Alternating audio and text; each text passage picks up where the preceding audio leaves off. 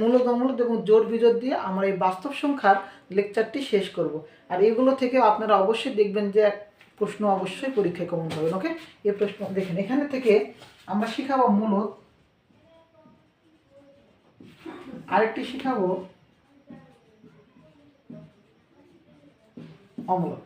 ওকে, তো মূলদ এবং অমূলদ ভালো করে একটা খালি এখান থেকে বেসিকটা ভালো করে ক্লিয়ার করবেন, মূলদ অমূলদ থেকে সকল প্রশ্নের উত্তর পাবেন। তো দেখেন, তো আগে বৈশিষ্ট্যের মতো করে দিই। মনে রাখবেন যে এটাকে পিউ ভাগ কি আকারে লেখা যায়, আর এটাকে পিউ ভাগ কিউ আকারে লেখা যায় না, লেখা যায় না। ওকে, তবে 2 নাম্বার মনে রাখবেন যে মূলদ সংখ্যা পূর্ণ সংখ্যা হবে। কি বললাম?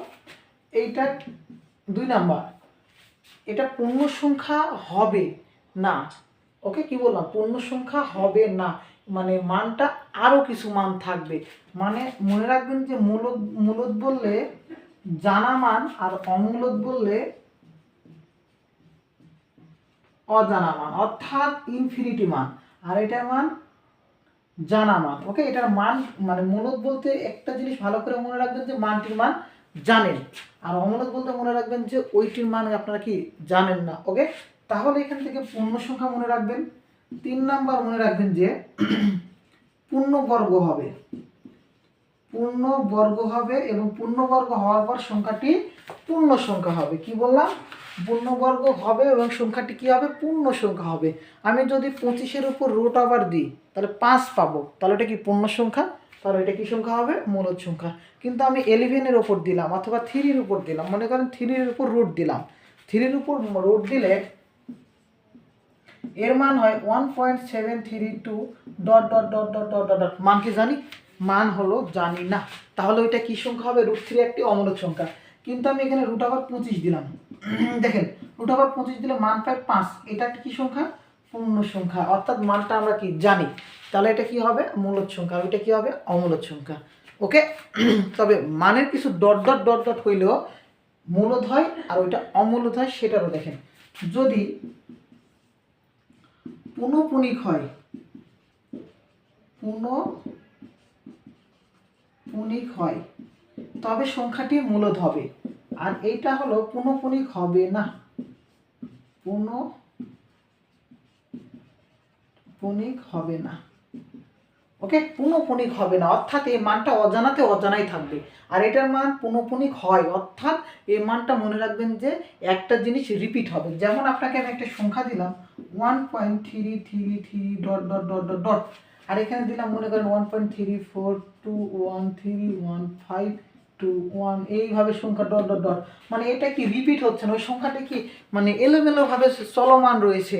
যেমন √3-এর মান চলমান ছিল, আরও মান ছিল, এটা পুনঃপুনিক হবে না, এইটা হবে অমূলদ সংখ্যা। আর এখানে পুনঃপুনিক হয়, দেখেন 1.3333 ডট ডট ডট, অর্থাৎ এইটা লেখা যায় যে 1.3 উপর পুনঃপুনিক, মানে 3টা বারবার আছে, মাথার উপর যদি কোনো একটা ডট দেওয়া হয় ওটাকে পুনঃপুনিক বলা হয়, মানে ওই সংখ্যাটাকে বারবার আছে সেটা বোঝানোর জন্য এই চিহ্ন দেওয়া হয়। তাহলে পুনঃপুনিক থাকলে সংখ্যাটি হবে মূলদ সংখ্যা। কি বললাম? সংখ্যাটি কি হবে? মূলদ সংখ্যা। আমি আপনাকে একটা সংখ্যা দিলাম যে পিউ ভাগ কিউ আকারের হবে। ওকে, আমি একটা দিলাম 10/3, তাহলে এইটা মূলদ না অমূলদ, এইটা আপনারা কমেন্টে জানাবেন। মূলদ না অমূলদ হলে এটা কি করবেন? কমেন্টে জানাবেন। 10/3 এটাকে ভাগ করে দেখবেন, ক্যালকুলেট করে দেখবেন 0.3333, মানে চলমান রবে। ওকে, চলমান থাকবে, তাহলে এটা পুনঃপুনিক হচ্ছে, তাহলে এটা মূলদ হবে না অমূলদ হবে, শুধু কমেন্টে জানাবেন। এরপরে আমি আরও কিছু শিখাবো, যে এখান থেকে আরও কিছু আছে পূর্ণবর্গ। ধরেন হচ্ছে 5-এর উপর আমি যদি বর্গ করি হয় কত বলেন তো? 25। 3-এর উপর বর্গ করি কত হয় বলেন তো? 9। এইভাবে আমরা 6-এর উপর বর্গ করলে কত হয়? 36। এরপর 7-এর উপর বর্গ করলে কত হয়? 49। এইভাবে আমরা বর্গ, বড় বড় সংখ্যার বর্গ করে শিখবো। 15-এর উপর বর্গ করলে কত হয়? 225। 25-এর উপর বর্গ করলে কত হয়? 625।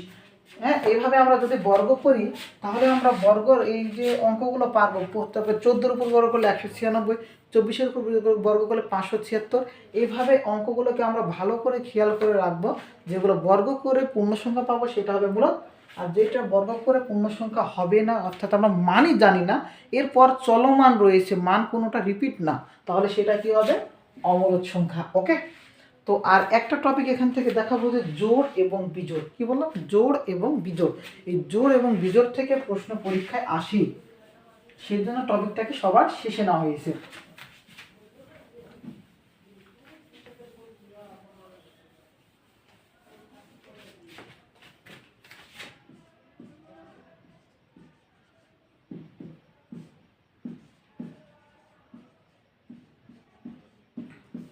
আমরা জোড় এবং বিজোড় এই দুইটা সংখ্যা বুঝি এবং জানি, জোড় সংখ্যা কোনগুলো, বিজোড় সংখ্যা কোনগুলো।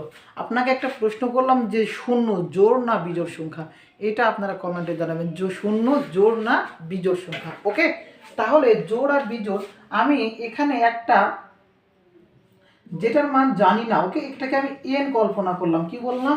এন। দেখেন তো, আমি একটা সংখ্যা 2 এর সাথে, অর্থাৎ জোড় সংখ্যার সাথে আমি এন গুণ করলাম, এ পাশে একটা আমি বিজোড় সংখ্যার সাথে এন গুণ করলাম। এখন এন এর মান যদি আমি এখানে বিজোড় দিই, এন এর মান যদি জোড় দিই, কি বললাম? একবার এন এর মান কি করলাম? বিজোড় দিলাম, এন এর মান একবার জোড় দিলাম। যদি আমি এখানে এন এর মান বিজোড় দিই, তাহলে এই 2n এ কি হচ্ছে? ওকে, দেখেন তো এখানে এন এর মান আমি কত দিলাম? একবার 1 দিলাম। তাহলে দেখেন এখানে 1 দিই অথবা 2 দিই না কেন, যদি জোড় সংখ্যা থাকে, কি বললাম? যদি জোড় সংখ্যা থাকে, সেই সংখ্যার সাথে যে কোনো সংখ্যার গুণ করলে জোড় সংখ্যা হবে। কি বললাম? যদি জোড় সংখ্যা থাকে, তার সাথে যে কোনো সংখ্যা গুণ করলে জোড় সংখ্যা হবে। কিন্তু যদি বিজোড় সংখ্যা থাকে, বিজোড় সংখ্যার সাথে বিজোড় সংখ্যা গুণ করি, তবে বিজোড় সংখ্যা হবে।